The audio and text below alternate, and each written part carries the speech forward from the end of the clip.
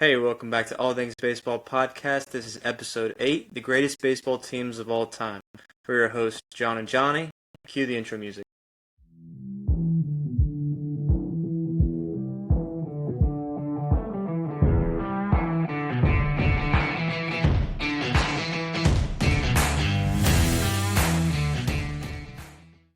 Hey, welcome back to All Things Baseball, episode 8, greatest baseball teams of all time. So I'm really excited about this one.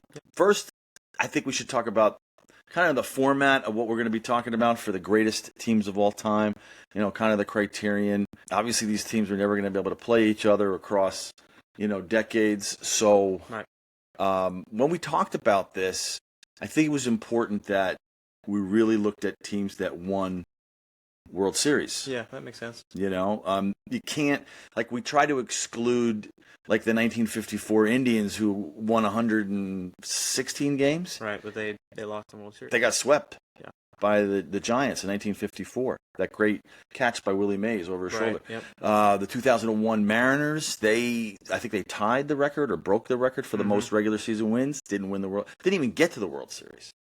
Some people have those in their top teams of all time. But for us, we started off with you gotta be a World Series winner, or in the case of the Negro Leagues, because we did look at them, we wanted to make sure that they were head and shoulders, above. First thing we thought we would start off with is maybe mentioning that there is a difference between the live ball era and the dead ball era, and why we really didn't consider seriously teams from the dead ball era. Yeah, so one of our honorable mentions was the Chicago Cubs. In 1906, they were 116, 36, and 3. Ties in baseball. I know, it's not real. But Johnny Kling was a notable player.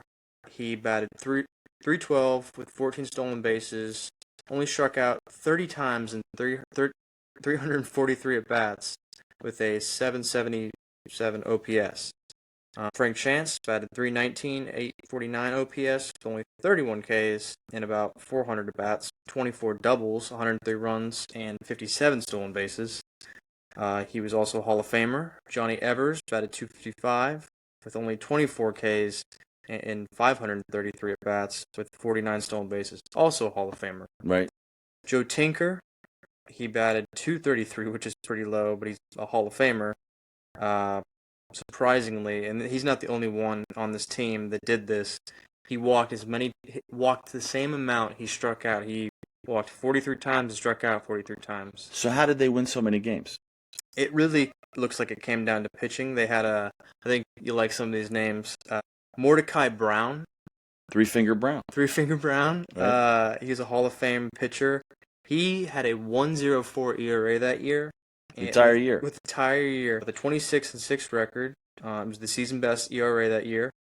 He's a Hall of Famer as well. Jack Feister had a 1.51 ERA and a 20-8 record.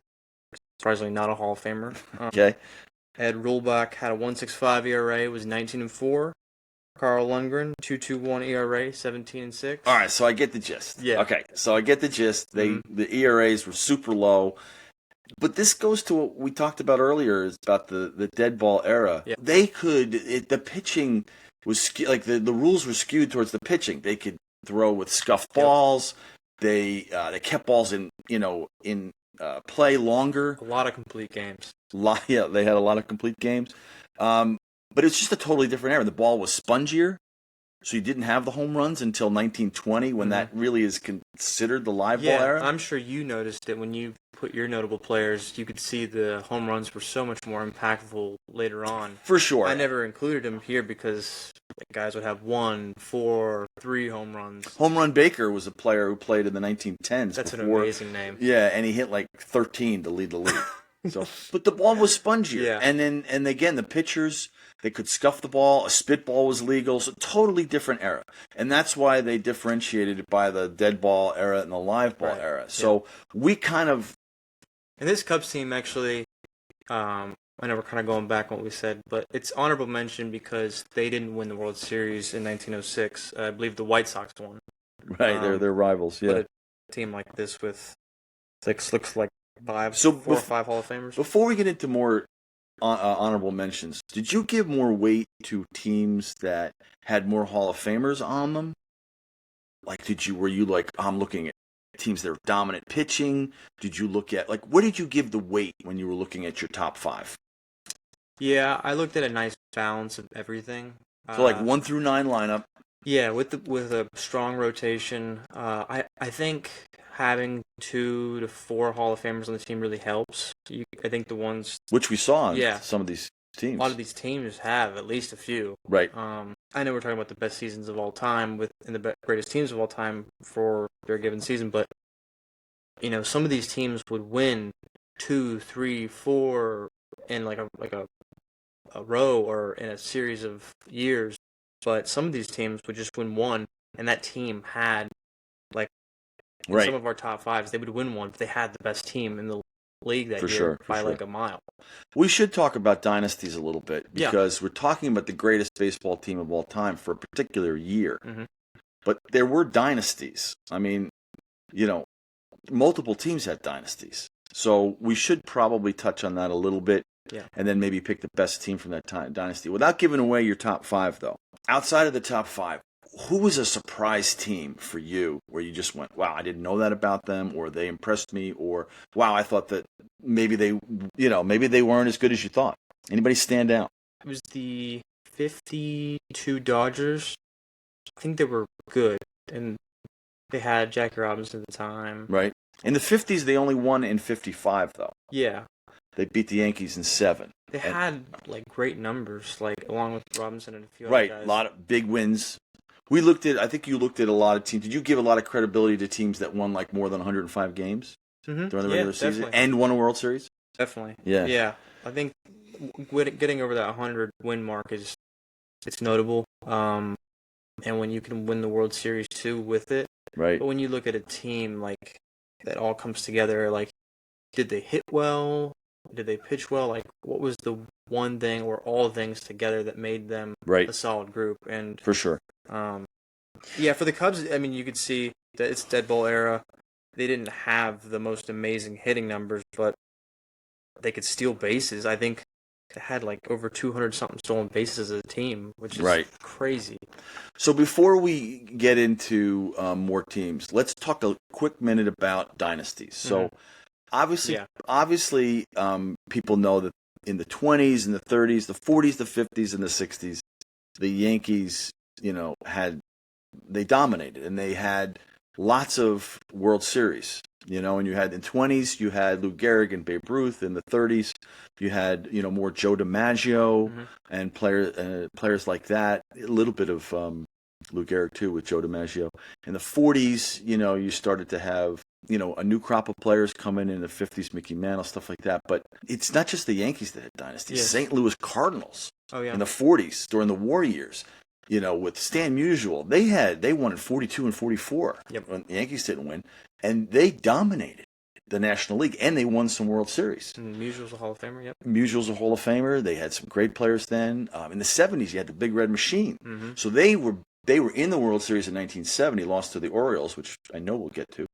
But they were really good from 70 to 76, 77. Do you recall how many World Series the Reds won in that span with just 2? Rose, Bench. Just 2, 75 and 76. Yeah, okay. That just 2. They lost a couple, but they were in it. My point is if you're in the World Series for a few years and during a period of time, that's kind of a dynasty, I think. For sure. I mean, the Big Red Machine was they were at the forefront. Yeah. The Philadelphia Athletics back again, early 20s. People don't think of the Philadelphia Athletics as like a dynasty, but they were. The Oakland A's, the Oakland Athletics. Yeah. In the 70s, 70 to 74. Vida Blue, Catfish Blue Hunter. Moon Odom. I think they won 3 World Series in a row. Mm-hmm. So 72, 73, 74, I think. So again, you've got dynasties, and what we tried to do was pick the best team from that dynasty when we were looking at it, whether it was an honorable mention or whatever. So I think it's important. Of course, the Giants, the Yankees in the 90s with Derek Jeter and those guys, they had their run. as well. You can't forget that. Mm-hmm. We don't want to make this all about the Yankees because there's so many great teams. You know, when we looked at all these teams, we were looking at, did they dominate in that year? What did they do in the playoffs? Mm-hmm. Did they just roll through, or did they struggle? Yeah, I noticed a lot of some of the big names on here, as I just mentioned with the Cubs. Like some of these Hall of Famers didn't have like their best seasons, but they did enough to help their team win. Like let's see, I believe it was the Pittsburgh Crawfords in the Negro Leagues. They were 51, 27, and 3 in 1935, and they had Josh Gibson, Oscar Charleston, Pat Patterson, Sam Bankhead, Cool Papa Bell, Bill Perkins, Curtis Harris, Roosevelt Davis, and Leroy Matlock. A lot, it's good to know. I'm glad you mentioned that because it's good to note that the Negro Leagues had some of the best baseball in the history of baseball. Now, what they did, because they maybe didn't have some of the advantages of the major leagues, is they stacked some teams so they could get people out to the stadiums, and get the numbers that they needed. So they did, like the Crawfords in 1935. I mean, they had 5 Hall of Famers. The Homestead Grays in 1931, which is something I'm going to talk about later on, they also had 5 Hall of Famers on their team. Some of the greatest players in the history of the game were on those 2 teams. Mm-hmm. Yeah. But it's hard to compare because you don't have, the stats as accurate as maybe you do with some of the other teams. Yeah, I noticed a couple of the numbers weren't there. Right. When I checked Baseball Reference. Right. But I mean, just to paint a picture with the Crawfords that year, and they only played 70 games, a little over 70 games. Right. But kind of take that as it is, and we still give a lot of credit to a lot of these guys and putting up tremendous numbers. I believe Josh Gibson hit over 400 twice, and I saw Right. I think it was Cool Papa Bell or maybe Pat Patterson hit 400 twice, and nobody talks about him that much. Well, that's what I mean. Some of the teams were they're almost like all-star teams. Yeah. And it's important to note that we didn't want, like, for us, the greatest team isn't like an all-star team or a team that was put together for, for like 2 weeks, like you see with like the World Baseball Classic. We're looking at team through their season, how they did in the playoffs or, in the World Series. Definitely. Give me another honorable mention that you liked before we get to the, the top 5. Give me some team that you were looking at really closely. Anybody stand out? I think I had just the Cubs and the Crawfords on mine. What about you? Well, the 1986 Mets had a phenomenal pitching staff. Yeah. But they they really only had Gary Carter as a Hall of Famer. If you go back to them. So for my Mets fans Gary out Carter? there, what did I say? Gary. Yeah. Gary, catcher, yeah. Yeah. Mm-hmm. Did I say Garrett? I thought. Maybe. Roll it back. Gary Carter was the only Hall of Famer on that team, but they had the pitchings they had was Dwight Gooden. They had Jesse Orosco, Ron Darling, Bob Ojeda, Roger McDowell. Wow. All really good pitchers. Like the ERA, the team ERA, I think was 3.11. So really dominant pitching that year. Yeah. And then they had, Gary Carter, Hall of Famer. They had Wally Backman and Lenny Dykstra, who were really good, get on base guys. And they had Darryl Strawberry. And so they were a really good team, but they just didn't hit like the top teams. Right. So I gave them some love there.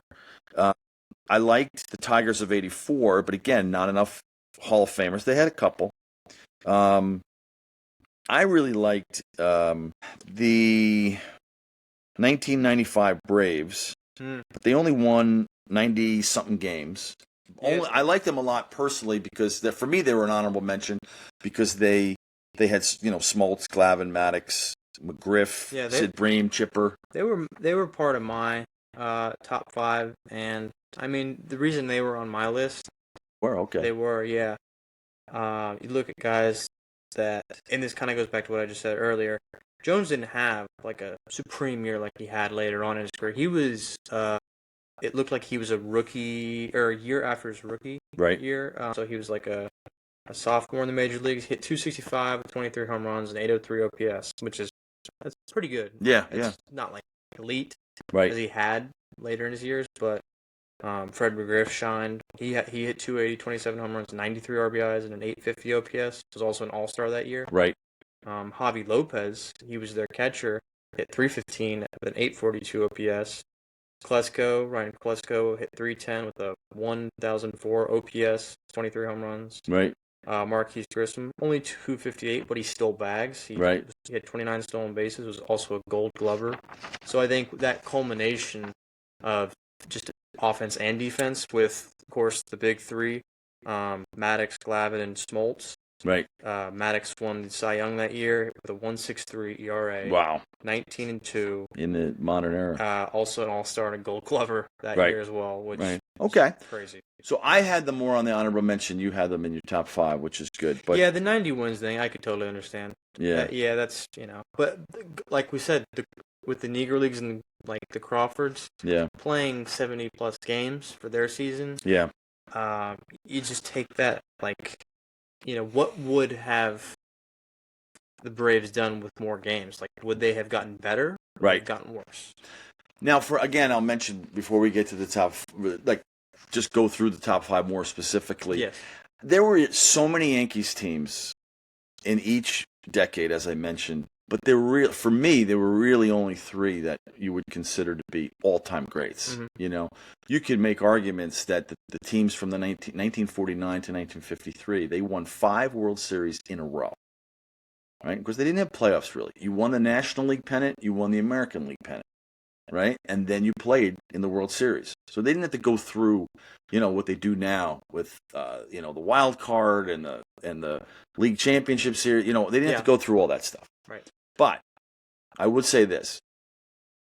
Again, we talked about dynasties. 49 to 53 were great teams, but the thing that stuck out for the Yankees in some of those years that they won was they just won, it seemed, other than Whitey Ford, who was a Hall of Famer, they really didn't have great pitching, dominant pitching. Mm-hmm. So it almost felt like, for me, in the era of the 40s and 50s, offensive domination, those teams were great. Definitely. You start getting into the 60s and 70s, then you've got, 60s, you've got the Cardinals with Bob Gibson in pitching, and Steve Carlton started with the Cardinals before he went to the Phillies. I mean, you had dominant pitching and some big hitters. Some power pitchers. So to me, the best era in baseball, and I mentioned this on one of the previous podcasts, was the 60s and 70s. Tom Seaver, the Mets, 69, 73.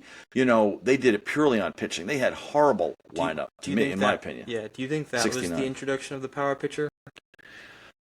Yeah, I think there was a lot more, again, kind of like now with guys throwing 100, there was a lot more guys throwing in the 90s, in the 60s and 70s. So I guess my point is, there's so many teams to look at for the Yankees, and you don't want to be biased towards, the Yankees when there's so many great teams, especially when you want to keep it, batting, pitching, and fielding. And I really felt like some of the Yankee teams that we saw, they just didn't have the dominant pitching except for in 2 or 3 years. So anyway, that's what I wanted to say on that.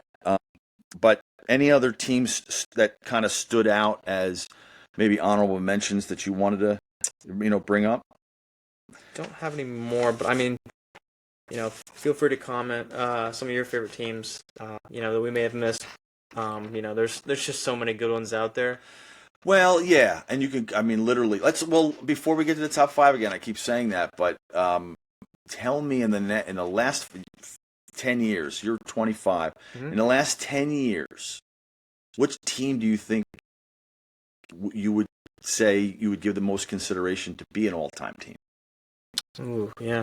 Anybody stand out? I would say the 2020 Dodgers. Yeah. Right? The Dodgers and the Astros have had such an incredible run the last 10 years. Right. Great pitching. Great hitting.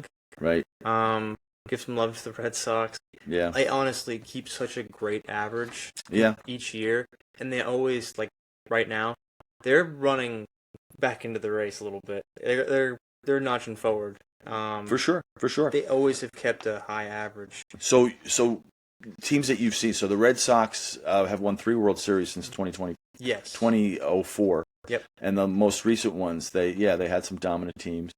2020 Dodgers, dominant team. The Astros, you could say what you want about, the banging and stuff like that. But they won it afterwards. Right. So Okay, so we just wanted to mention that, you know, especially since John seeing them on TV and live, like we're going back decades to look at the best teams, but there are also some phenomenal teams, lately. yeah, I think the Phillies also a little bit 10 years prior, so maybe a couple decades ago now. Right. The Phillies had that great run with Jimmy Rollins, Chase Utley, For sure. 2008 they won it. 2009 they lost to the Yankees. Halladay. I mean, they Halladay. had it all together for a very brief period of time, and their loyalty was right there. All right. So drum roll, please. What's your top five? Who are your five best, and then give me the absolute best. Yeah. So my top five started with at number 5. I had the Oakland A's in 1972. They were 93 and 62. Okay. Some notable players. You got Mike Epstein, Bert Campaneris, Sal Bondo, Joe Rudy. Sal Bando. Well, you weren't around in the 70s, so we'll give that one a break. All right, we'll give it a pass. That's okay. But I think his mom and dad preferred Bondo. Bondo? No, they didn't. Go ahead. Joe Rudy, Reggie Jackson, Hall of Famer. Right. Matty Lou got kind of overlooked a little bit. He was a bench bat. Catfish Hunter, Hall of Famer. My favorite pitcher back in the day. Ken Holtzman. Oh, he was awesome. Blue Moon Odom, Vita Blue. Dave Hamilton and Rollie Fingers. Okay, so that's number 5 for you. That's a great team. To me, of the 72, 73, 74 championships, the 72 was the best team, and they were stacked.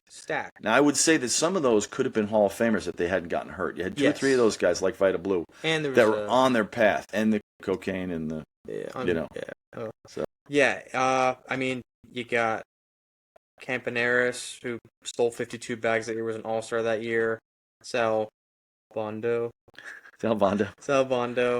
only hit 236 with a 709 OPS, which is low, but he was also an all-star that year, so something may have trailed off. Yeah, he was better probably the previous year, and they gave it to him on reputation, maybe, or maybe he was good at the halfway mark. Joe Rudy, probably a name I don't know if you remember. I remember Joe. Yeah, I was a young kid when. I mean, he doesn't get talked about. Right. He hit 305, 830 OPS that year, 19 home runs, 32 doubles, was an all-star that year, and second in MVP voting. Yeah. So that makes a difference.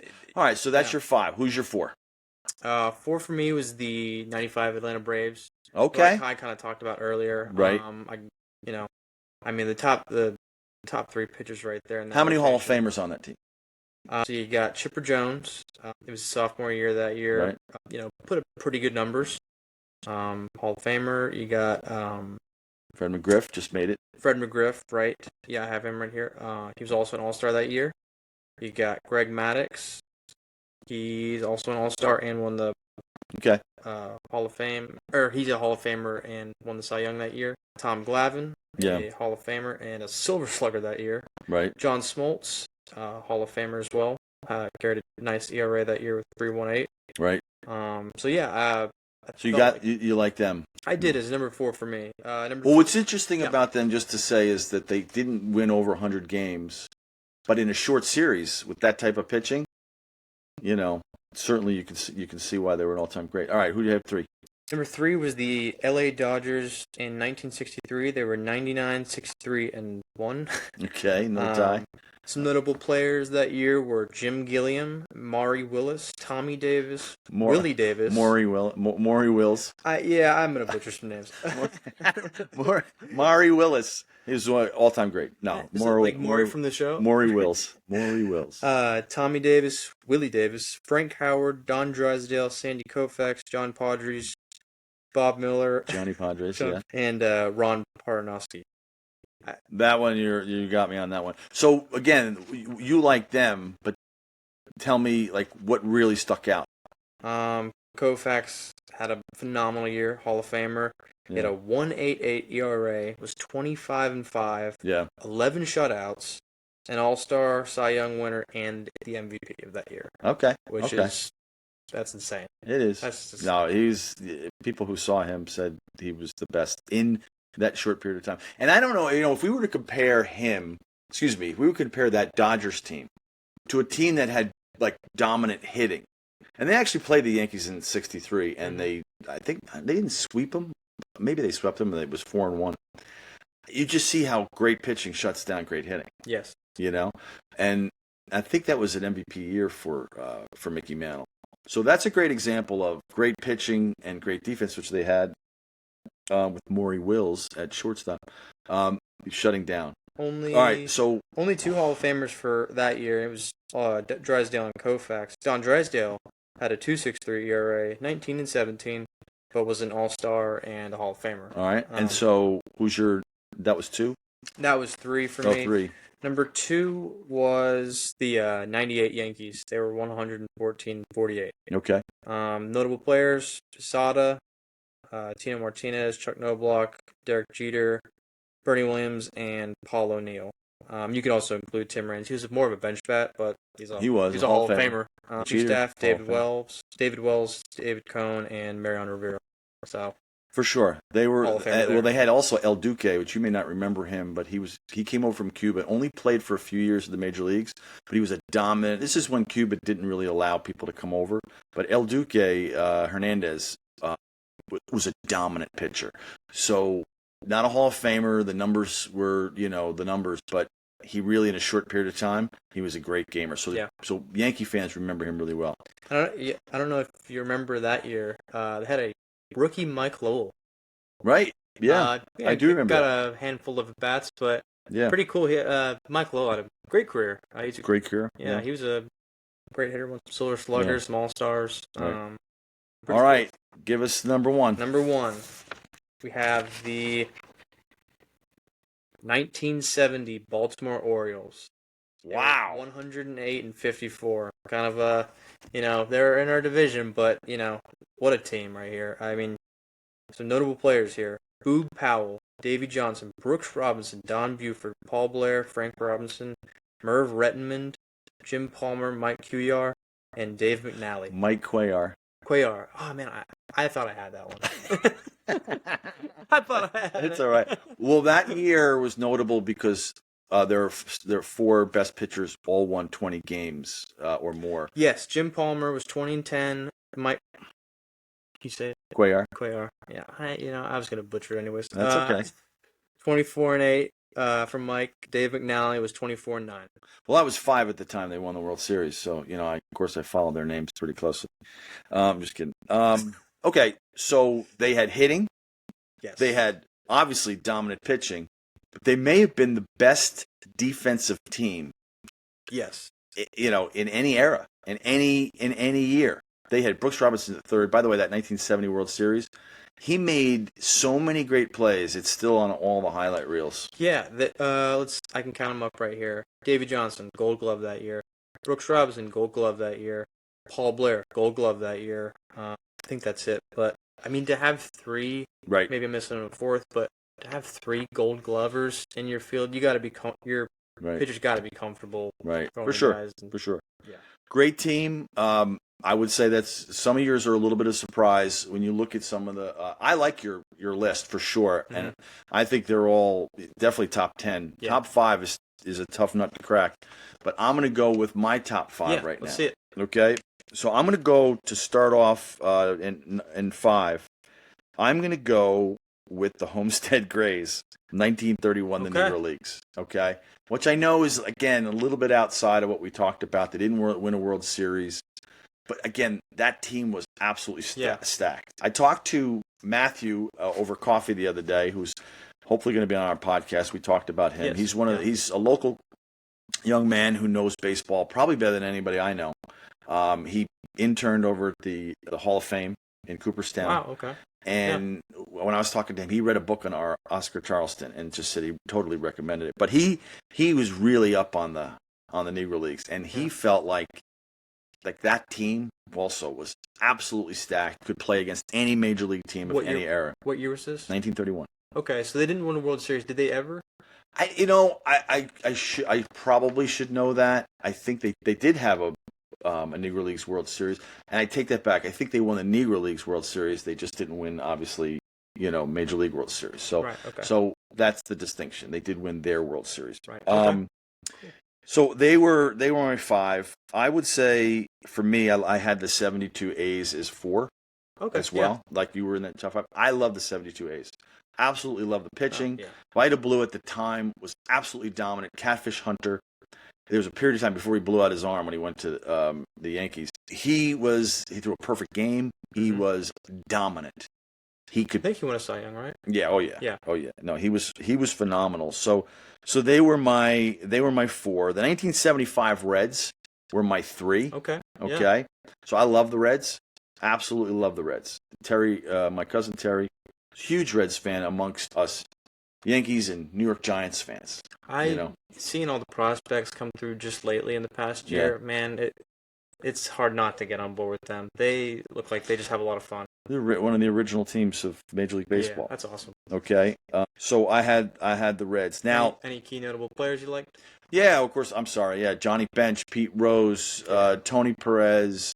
The one knock on them probably was in 1975 they had deeper pitching than they had in 76. Okay. Even though they dominated the World Series, swept it in 4, they had really solid starting pitching. Don Gullett comes to mind. I think Raleigh Eastwick.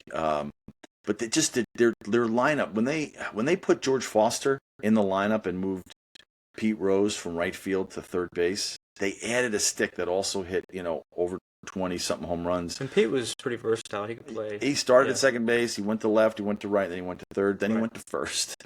But an all-time great team. Anybody who's talking about the greatest teams of all time, if they're not in your top 5, they're in your top 10. I put them up there. Now, the last 2 were really hard for me because there were 3 Yankees teams that were just so dominant. Okay, the 1927 Yankees, the 1998 Yankees, and the 1961 Yankees.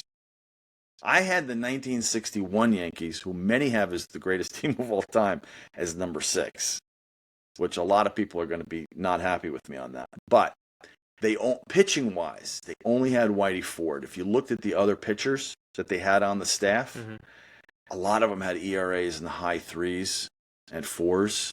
I think they just won in slugfests. Okay, yeah. Which made it hard for me to put them in the top 5. Doesn't make them an all-around team. I don't think it was, although they were great defensively. Cleet Boyer, who I was almost named after. Cletus Boyer. My name almost was Cletus. Wow. I don't know. Did you know that? Yeah, I think I knew that. Yeah, that's a famous story.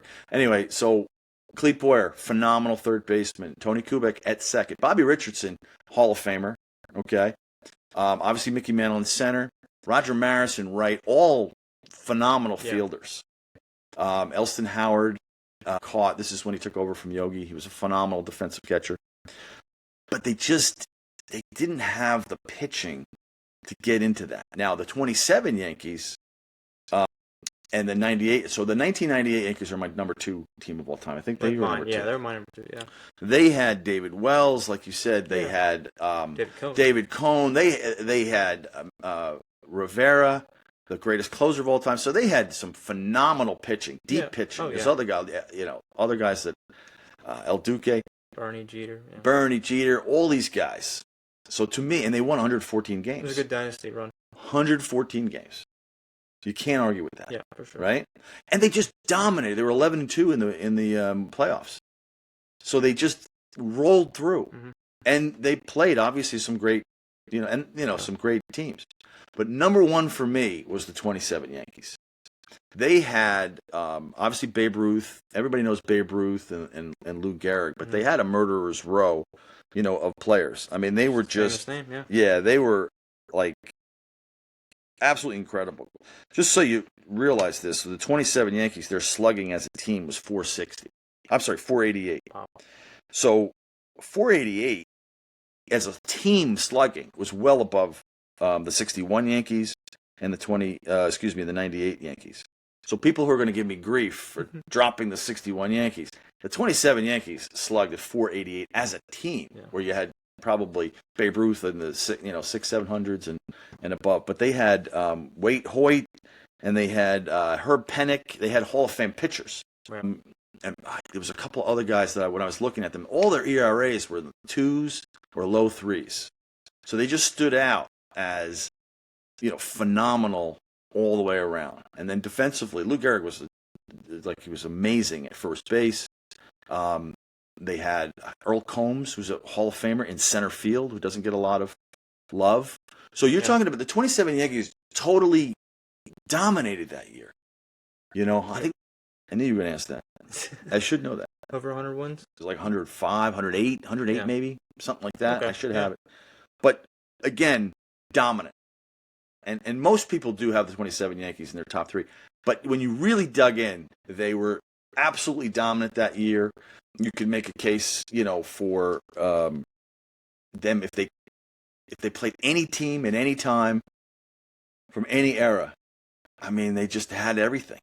Yeah, so I think it would be a show if the 1970 Orioles could play that 1927 Yankees team. I think that would just be spectacular. For sure. Jim Palmer versus Lou Gehrig and Babe Ruth, and then some of the notable Yankees pitchers in 27 versus like Brooks Robinson, Boog Powell, Frank Robinson. I mean, that would just be awesome. Yeah, absolutely. But, So that's our greatest baseball teams of all time. And we butchered some names. But we enjoyed going through it. We'd like to know who your favorite teams are, your greatest teams of all time. We could talk. Really, this is something you could talk about for hours. But there's so many great teams and reason to think that they're better than another team. Comparing eras is hard in sports, but in baseball, I think it's more fun because you can really dig into the stats. Oh, for sure. Yeah. And then if you were alive for seeing some of the teams, great. If not, there's a lot of footage to see, how people play. And in present day, just watching teams come through, you asked me earlier, some of the teams that are going on dynasty runs and some of the teams lately in the past decade that, would we consider them? Like, I think about the 2016 Chicago Cubs and just thinking about all those guys like Anthony Rizzo, Chris Bryant, Javi Baez. They had some of their best years then. Yeah. And they had Aroldis Chapman as their closer before he went to the Yankees. Back to the Yankees, yeah. It's just, some of those teams, you look back and, in another 2 decades, 3 decades, like, what are you going to think about them then? Perspective. For sure. So this will conclude episode 8 of the greatest baseball teams of all time. And I want you to like, share, and subscribe. It would help us out a lot. And thank you. We'll catch you on the next one.